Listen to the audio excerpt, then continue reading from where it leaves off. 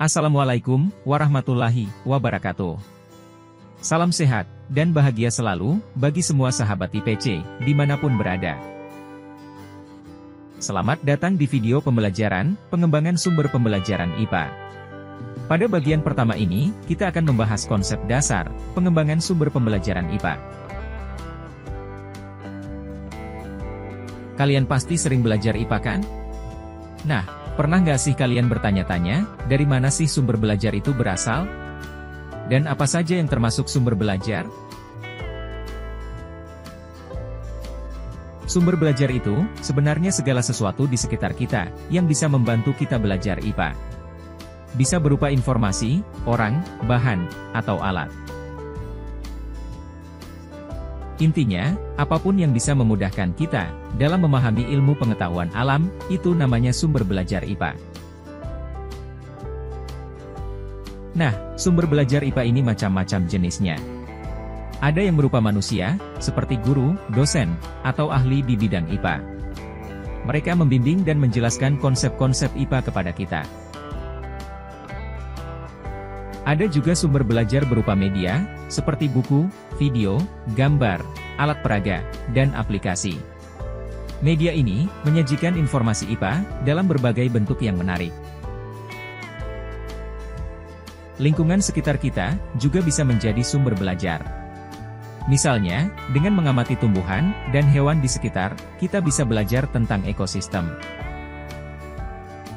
Dan jangan lupa, media digital seperti website, simulasi interaktif, dan virtual lab, juga menjadi sumber belajar IPA, yang semakin penting di era modern ini. Tapi, dari semua jenis sumber belajar itu, nggak semuanya efektif loh. Sumber belajar yang baik itu, punya ciri-ciri khusus. Pertama, harus relevan dengan tujuan pembelajaran kita. Jadi, sumber belajarnya sesuai dengan apa yang ingin kita pelajari. Kedua, isinya harus valid dan terpercaya. Jangan sampai kita belajar dari sumber yang salah. Ketiga, harus praktis dan mudah diakses. Sumber belajarnya mudah didapat dan digunakan. Dan yang terakhir, harus efektif meningkatkan pemahaman kita tentang IPA. Nah, supaya kita bisa memilih dan mengembangkan sumber belajar yang efektif, ada beberapa prinsip yang perlu kita perhatikan. Prinsipnya mirip dengan karakteristik sumber belajar tadi, yaitu relevan, valid, praktis, dan efektif. Selain itu, ada juga beberapa model pengembangan sumber belajar yang bisa kita gunakan. Yang paling terkenal adalah model ADDIE, yaitu analisis, desain, development, implementation, dan evaluation. Pada tahap analisis, kita perlu menganalisis kebutuhan belajar siswa. Lalu, pada tahap desain, kita merancang sumber belajarnya. Setelah itu, kita mengembangkan sumber belajar tersebut pada tahap development. Selanjutnya, kita uji coba sumber belajar yang sudah dibuat pada tahap implementasi.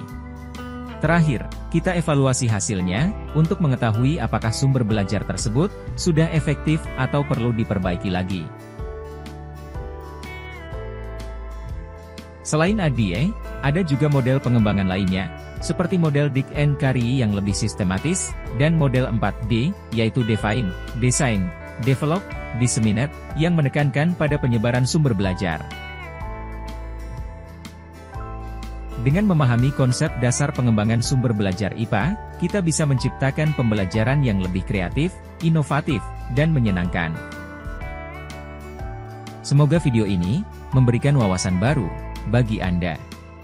Jangan lupa untuk like, subscribe, dan bagikan video ini jika Anda merasa bermanfaat. Terima kasih telah menonton, sampai jumpa di video kami berikutnya. Teruslah belajar.